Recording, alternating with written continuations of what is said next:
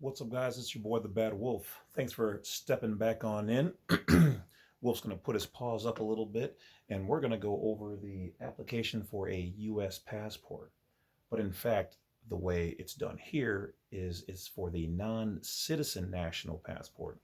Now, if you're not familiar with the two different statuses and you're looking for U.S. citizen stuff, well, you're on the wrong channel, so I'm going to have to ask you guys to, well, scroll to the next one. This is not information for you.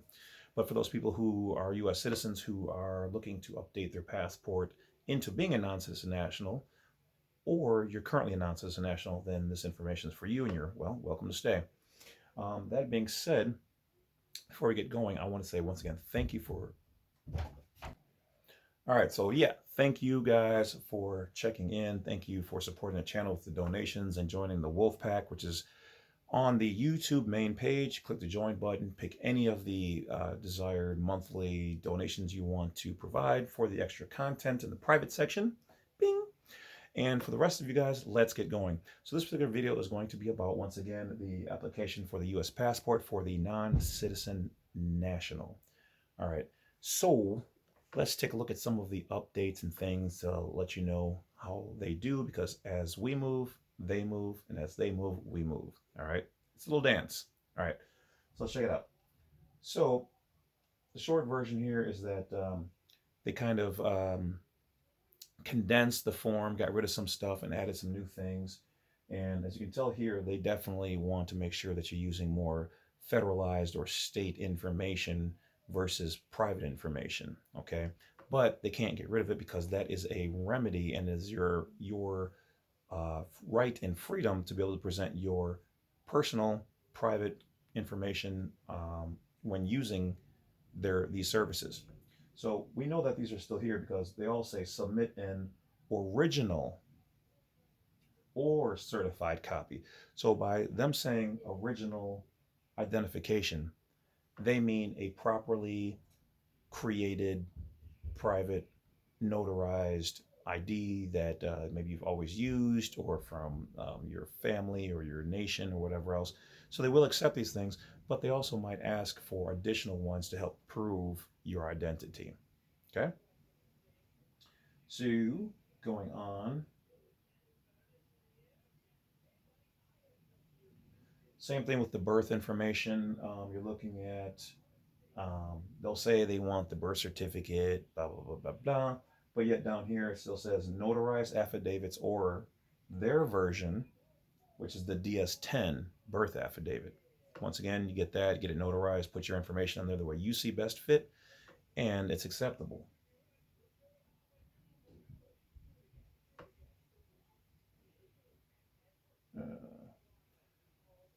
Another catch. So one thing here, passport numbers. Each new issued passport book or card will have a different passport number than your previous. A lot of people think because they update their cards and their numbers change a little bit that they suddenly got the new status or whatever else. It's not how it works.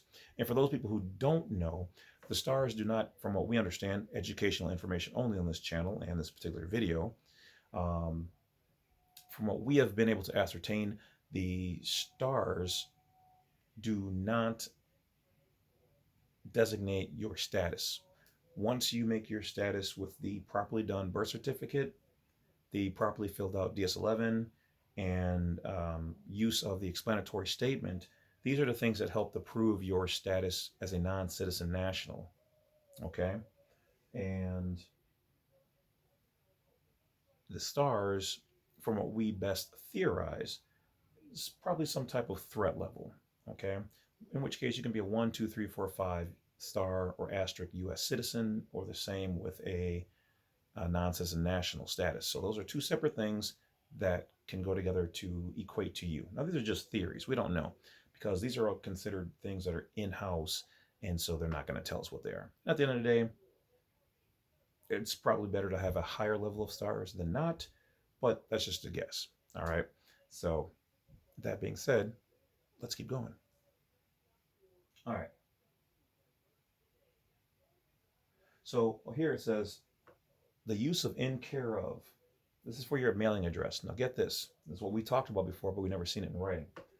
If you do not live at the address listed at the mailing address, section, put the name of the person who does and mark in care of an item.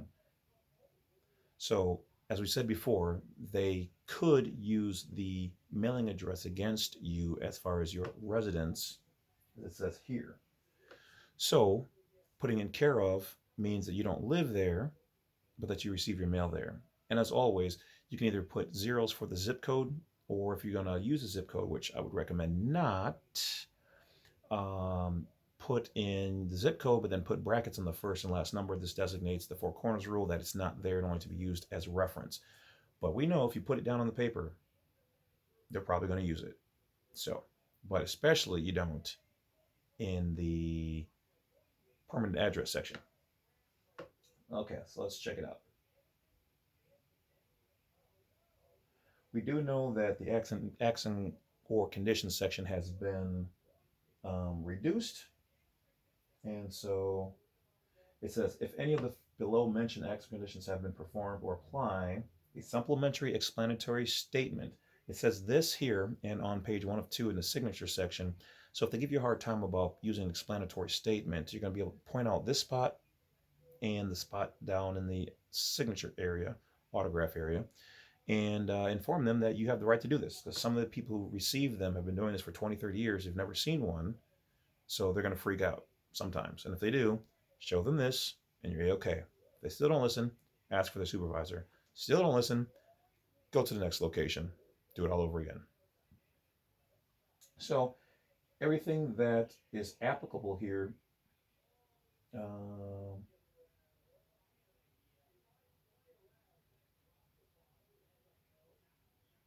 okay, so basically they're giving you a standard. I have not been convicted of a federal or state drug offense, convicted of a crime, these particular things. Blah, blah, blah, blah. It used to say line out, but now it doesn't have it. So they're just saying in general you haven't done these things. Okay. So if you want to know how to do the full passport application DS-11 as a non-citizen national, you have to go and search my videos for how do I fill out the DS-11 as a either non-citizen national or a US national, and watch that video and that'll tell you. So here, what's interesting is that in speaking with another viewer about something I had been thinking about but never really brought forward, notice that here, now understand that from our theory is that the first page here, 1 of 2, this is the sponsoring entity or legal person. Okay, the dead entity that's actually vouching for you, the living person. Okay, kind of like your gatekeeper here. And what's interesting is I always had the theory that these were all in boxes to basically represent the boxed U.S. citizen within their jurisdiction. Now, what's interesting is that here where you sign, you're not signing in boxes, it's open. Obviously, mostly because it's, well, signature, but that also represents the living person. My theory. Page 2 of 2, now it says name of the applicant. Okay, so let's back up. Here it just says name first last. Okay, doesn't really tell you for who or what. So obviously this part isn't for the applicant. But we also know this could be a legal guardian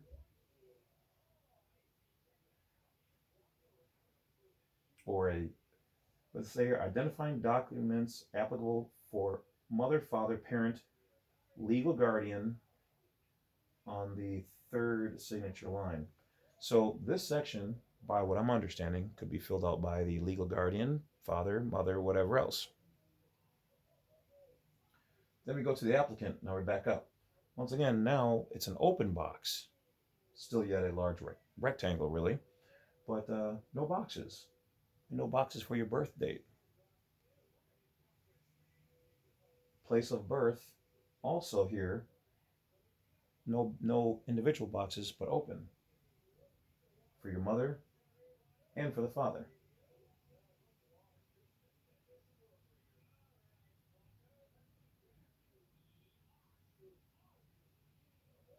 Once again, down here, information about you. Height, hair color, eye color, departure, countries visited. Nothing. Down here, open boxes for your emergency contact as well, but boxes for the permanent address. So to me, it does look like there's some kind of jurisdictional thing going on here. What it is, don't know. But it is interesting. Why would they do that? Why not have everything all the same?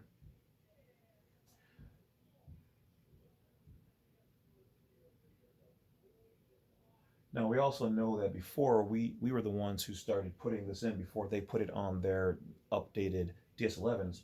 Place of birth, city and state, which is reminiscent of page 1 of 2, if in the U.S., or city and country as it's presently known. Now, before we would always put your city and then the country USA. But in fact, your state is also a country. But if you put it here as city and state, then they're saying that's within the U.S. And because they don't define which U.S. they're talking about, we have to assume they're probably talking about the corporate version or the federal territories. All right. So that's basically about it, guys. Just a little bit of information on the updates that they've done on the DS-11. Most of the things are the same.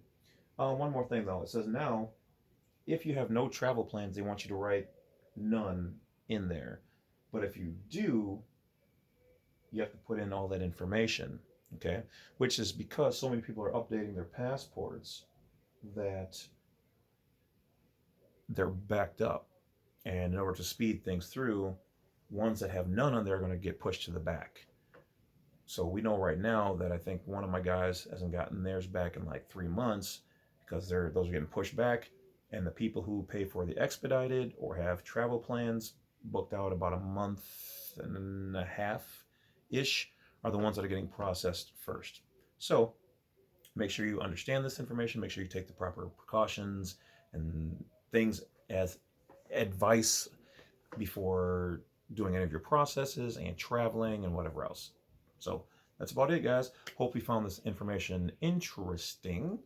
And for those people who are able to read through the lines, you might have some interesting information that you can use for your personal and private purposes.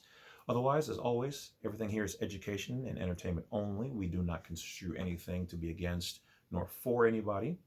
And that we just suggest operating in the private when necessary or deemed essential, because you have that right and freedom.